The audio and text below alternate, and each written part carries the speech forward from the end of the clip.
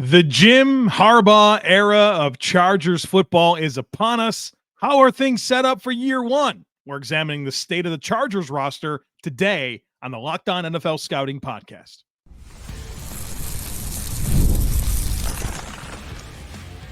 You are Locked On NFL Scouting with the Draft Dudes, your daily podcast for NFL and college football scouting. Part of the Locked On Podcast Network. Your team every day. What's better than this? It's guys being dudes here on the Locked On NFL Scouting Podcast. We're the Draft Dudes. I'm Joe Marino from Locked On Bills. He's Kyle Crabbs from Locked On Dolphins.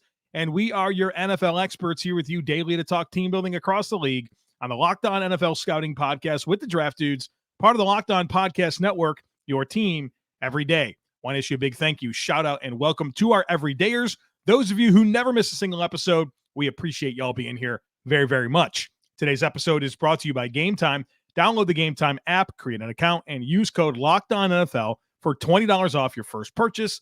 Terms apply. What are you coming in just laughing? That's your first? Do you not hear my cat? I don't hear your cat, no. It's been meowing since you started the cold open. No. I'm like, oh man, I've got to get up and get this cat out of here. Oh, you must have a noise gate on your mic, and it's doing well. I don't hear a thing. Okay, then we're gonna keep rolling with the show. Well, welcome to the Thursday show here on Locked On NFL Scouting. Whatever creative, fun, witty 4-minute banter thing I had at the top is gone because I've just been sitting here wondering if you've been powering through the way that I have, pretending this cat is sitting right here in the hallway. It's looking at me, but. I think you know me well enough that if I knew what was going on, I wouldn't have been able to keep it together. Give me a weird quirk for one of your pets, and then I'll tell you what this cat does every day. Oh my! I mean, I have 3 dogs, and just one. God. Your favorite quirk. My favorite quirk? Yeah, of your pets. Their quirks are annoying. My dog Bruno. Every time he goes out, we have a fenced backyard. Open the back door. He runs outside, and he has no regard for using the bathroom. He just lays down in the middle of the grass, and he will not move. You have been in the pre-show room with me a number of times trying to get the pets in, and you get so mad at Bruno, and you come in and you're all huffy, and like you're not an irritable person. Like I'm usually the irritable one in the pre-show, and you come in here. This dog wouldn't come in. I go all the way out there again. Right, I have to go in and like nudge him back in the house, man. It's insane. And the point being, he didn't even use the bathroom yet. It's annoying. Right. This cat has, do you know Grumpy Cat? Yeah, I know Grumpy Cat. So this is Mittens. Is familiar. I didn't name the cat, full disclosure. But Mittens has a life-sized Grumpy Cat doll that she will pick up in her mouth and carry around the house. And then she'll just put it down somewhere, lay on top of it, knead it with her paws, and meow at the top of her lungs. Female cat. Was that what was happening? Yeah. It's just, I have Grumpy Cat still out here in the hallway staring at me. Wow. And she was on top of it, looking at me, meowing at the top of her lungs, kneading it with her paws. So there's your 4-minute fluff to get us into the show today. Welcome in, Chargers fans. They just opened the Bolt. Did you see the videos on the Bolt? The new facility looks very nice. Very, very nice. I know Harbaugh was operating out of an RV for a while. I watched the video of him and Greg Roman. Enthusiasm previously unknown man. You should check it out on the Chargers YouTube, man. It's him and Greg Roman just chilling in RVs, running the team from RVs, and just guess guys being dudes. But now they have the Bolt, a beautiful new facility there. So every summer, Kyle Crabbs and I, we study every team.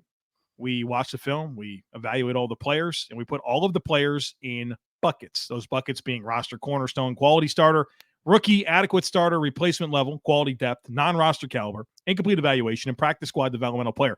We spent the entire week so far on the AFC West. That will continue tomorrow when we rank all of the position groups within this division. But today is about the Chargers. And so we've done the assessment, and now we're here to kind of have the conversation about the state of this roster entering 2024. And obviously the big storyline being Harbaugh as the coach, Justin Herbert, and all of that working together. And Kyle, as we start this conversation on the offensive side of the football, what excites you? What are you thinking about with this Chargers offense? A new identity, which I think is obviously part of the bill of goods that the Chargers are selling with the Harbaugh era of football. And I think you look at what they've assembled from a style of play perspective, and I think maybe the ceiling or the durability or the cohesiveness from like everybody in year one, like we'll see what ends up happening.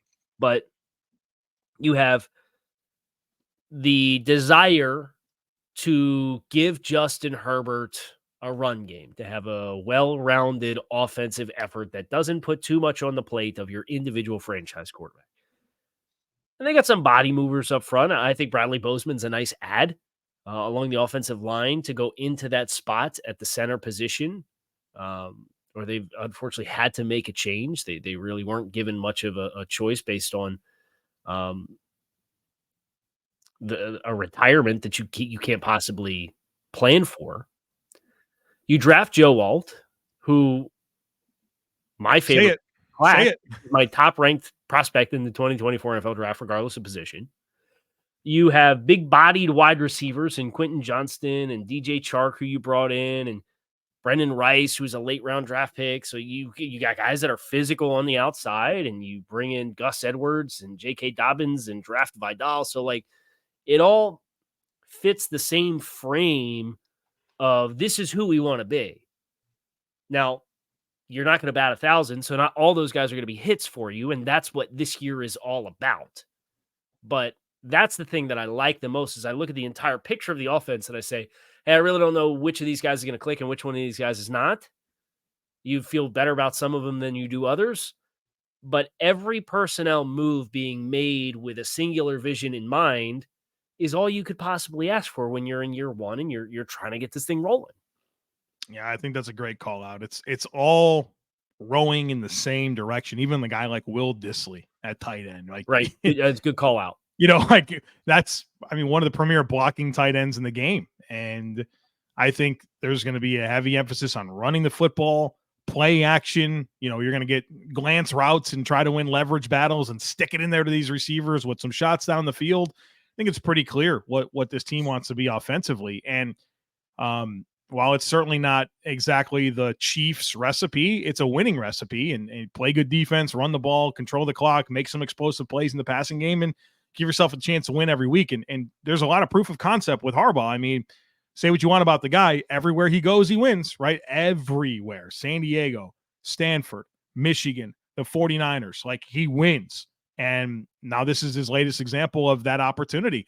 And so how quick does it happen? I don't know. But I think that's a great way to frame this, is that there's a vision and how this all comes together. And I think kind of the X factor to this whole thing is Lad McConkey, who is that one guy that you feel like, all right, a little something different here. We got a shifty guy that we can put in the slot, let him run choice routes and read leverage and get open. And that can be your just get buckets guy, right? Like when you need conversions, third and McConkey, right? Let's call it that.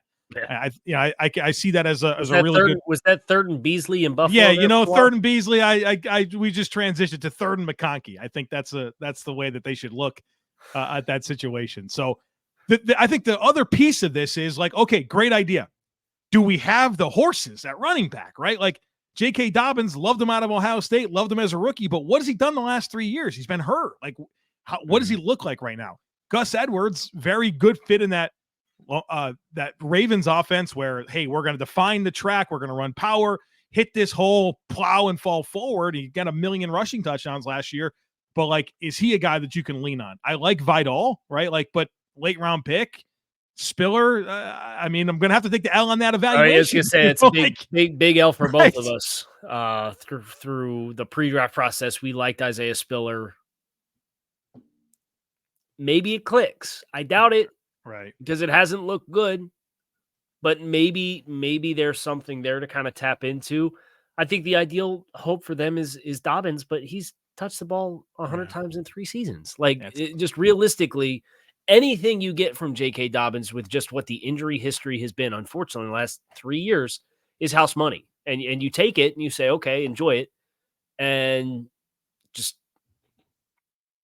it's probably, Vidal's going to be a nice fantasy piece if you're into that sort of thing, just because I do think you need more than just, you can't give the ball to Gus Edwards. What would be on pace for 250 carries in a season for after however long you have J.K. Dobbins, right?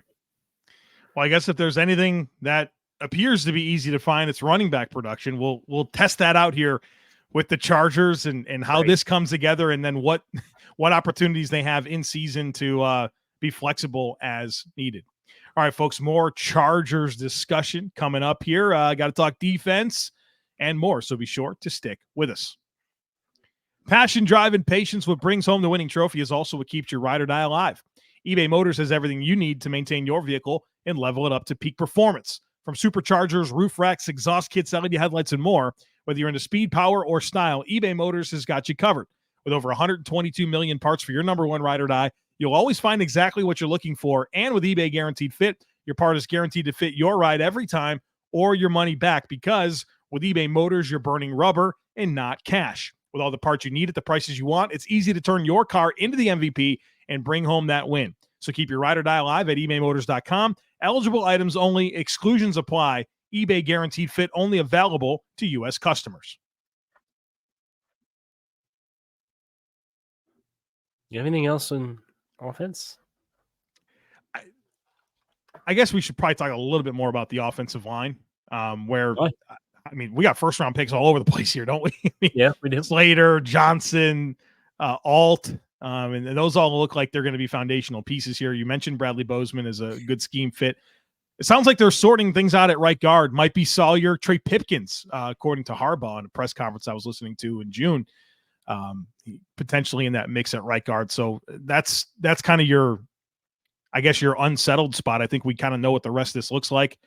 Don't think we can afford much in the way of injuries. You do have Jordan McFadden as a somewhat young player that could play tackle or guard, and I think Pipkins as well, if he's not a starter, right? Either Sawyer or Pipkins becomes your sixth guy. Yeah, and I think that's feel pretty good about that. Yeah, being your sixth guy either way. So the 1 through 7 solid. Yeah.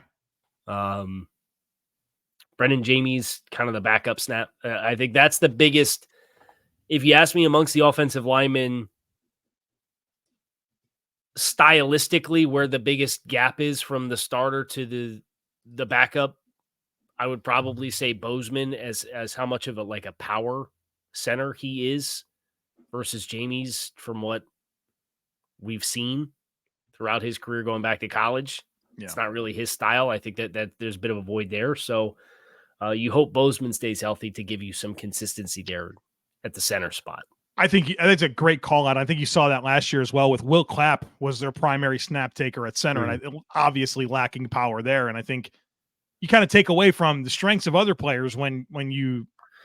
Well, even Herbert, right? Like for Justin as a player, he has the athleticism to get off of his spot, and he has the ability to throw on the move, and has the arm strength to access all levels of the field. But feels like for a player like that, interior penetration and pressure, if you don't have an anchor, that's the fastest way to short circuit his ability to extend or process or play through pressure.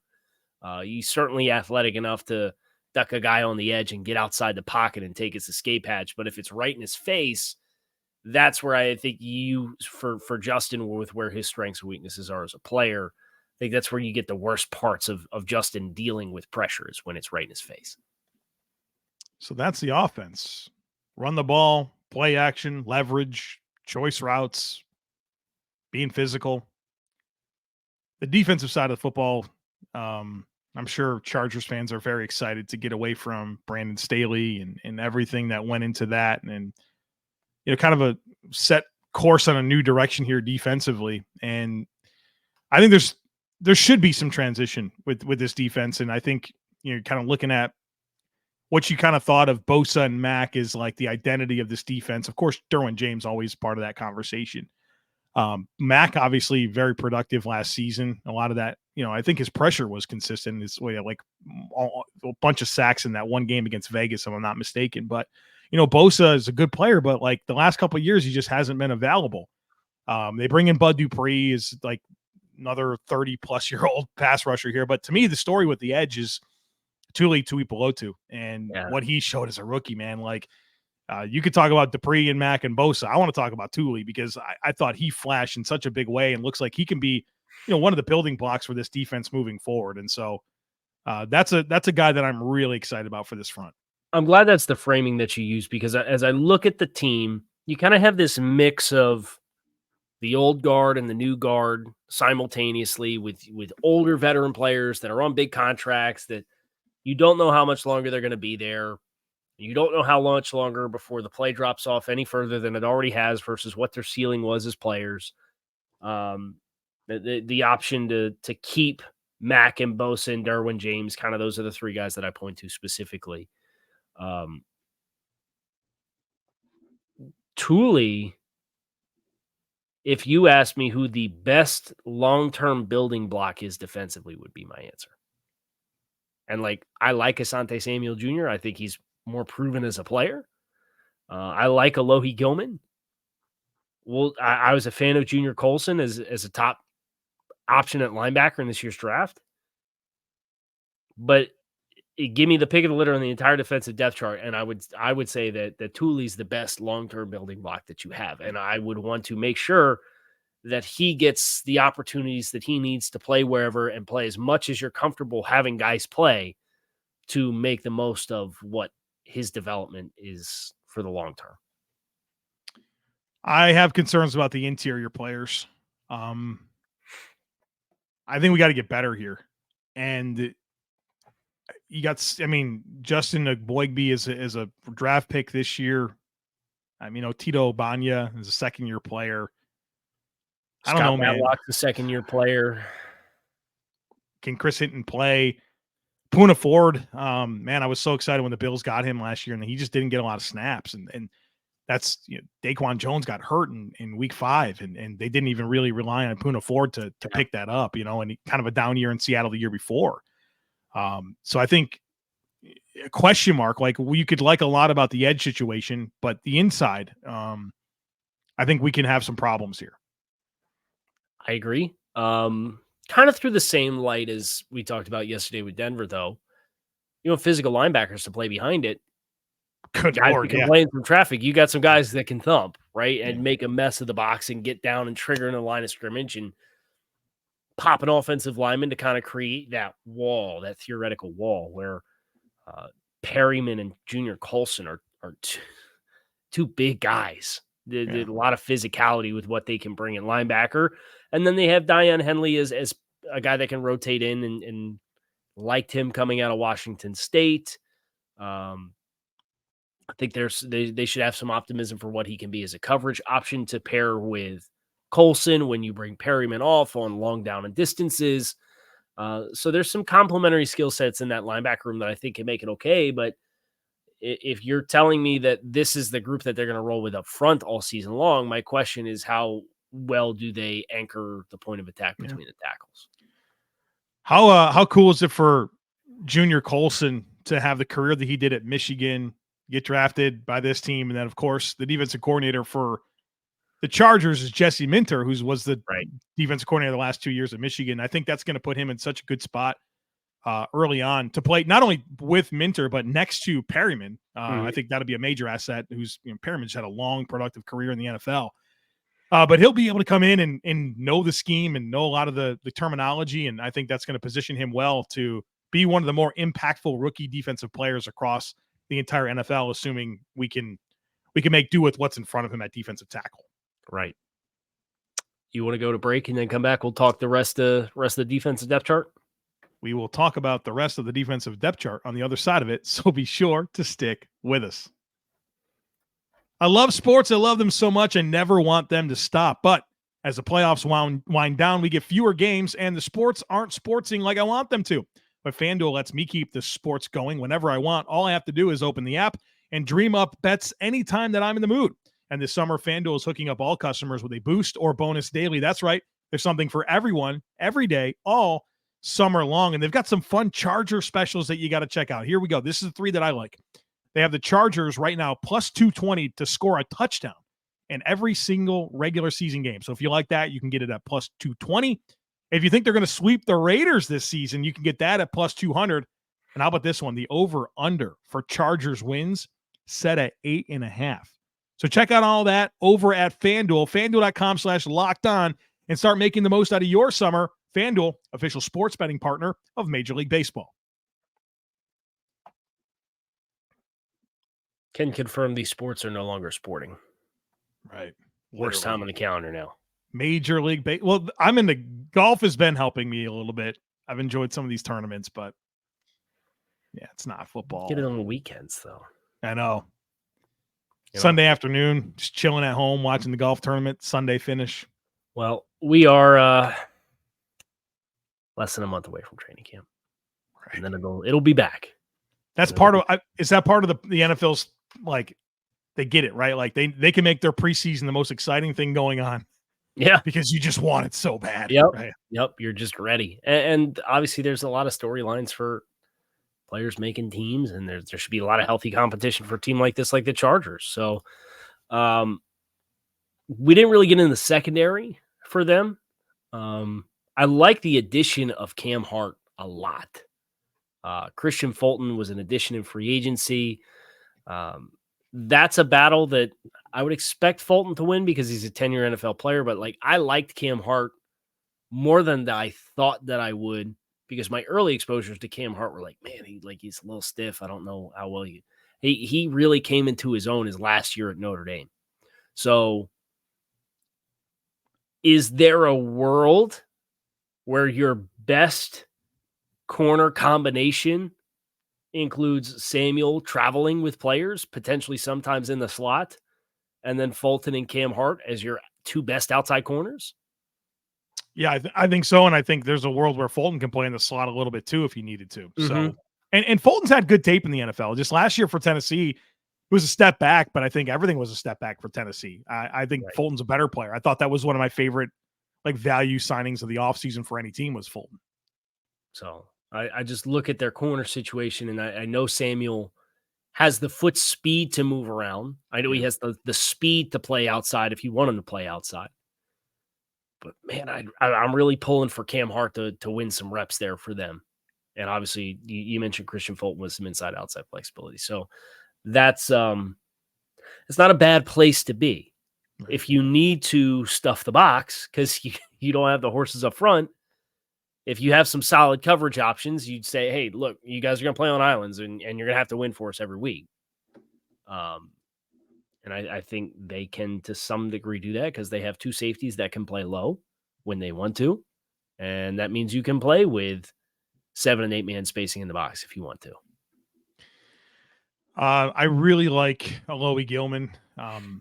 He's really nice complementary player to Derwin. I know that both of them are kind of less rangy, deep center fielder types, but it's split zones, and you can get either one of them playing down. Really, really quick triggers and good tacklers. And Gilman showcased some nice ball skills last season as well, and he was able to stay in with the Chargers, which I think says a lot whenever you switch like GMs and coaching staffs, but then they like re-sign a player like that. I think that is a good indicator of who you are as a player, because everybody wants to get their own guys in, and you surely feel like that's going to be the case with Harbaugh and company here. But I think that's a good looking safety tandem. I'm looking for Derwin to kind of restore the impact a little bit. Obviously the first 3-4 years of his career, you thought this was one of the most dynamic defensive playmakers in the league. I think that's tapered off over the last couple of seasons. And I'm hopeful that with this infrastructure around him, that we get to see a little bit more of that vintage playmaking style out of Derwin James once again. Yeah. And it's just the question is long-term. And I think that's to be determined. I don't think Derwin's now what Derwin was as his peak, but I like what you're alluding to with the complementary skill sets that they have there to kind of tie everything together on the back end. One of the exciting things for the Chargers has to be the way that this schedule shakes out. Oh, I haven't looked. Oh, look at their first 3 games. Now, you don't love the early season bye. You don't love having to play Kansas City, but that's part of life in the AFC West. But those first 3 games stack up pretty good. I went to a non-reliable source first and then remembered that it was a non-reliable source. So, yeah. Raiders at home, Panthers, Steelers, Chiefs. I like those first 3, man. We could be 2-2 coming out of the bye. We could be better than 2-2. We could. I know it's a big could. Yeah. Going to that bye, figure yourself out. Denver, Arizona, the Saints coming out. Like the Saints are at home.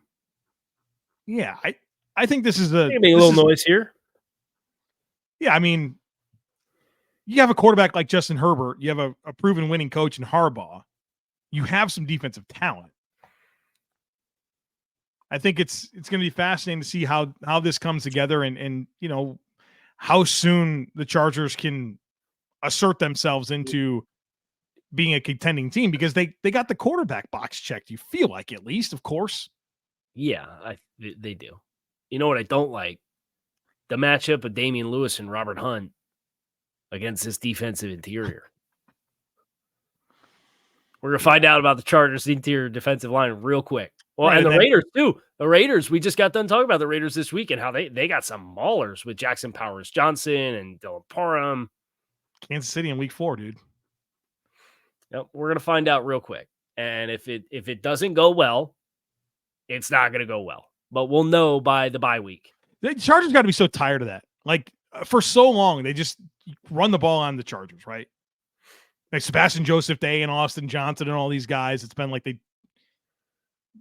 just can't find the right mix on the inside. And I feel like they're as bad as I've seen on the inside. I don't think they're any better this year. Right. But what are we doing? We'll see what that means for them. And you can mitigate that to some degree with loading the box if you have the guys on the outside to play on islands. And whether that happens or not, we'll find out. But that's going to do it for us here today on the Chargers. Tomorrow, we are doing a tier maker where we are putting all of the AFC West team position rooms into a bucket and stacking them how we score them based off of the methodology that we have. It's always a very fun episode to not read the comments, as Joe made the point on Monday, talking about the hey, listen, AFC West fans have been much more kind than the NFC North. And we have high expectations that you guys will enjoy the content, which you can find on YouTube or wherever you listen to your podcast. Make it a great rest of your day. We are out of here. Talk to y'all tomorrow.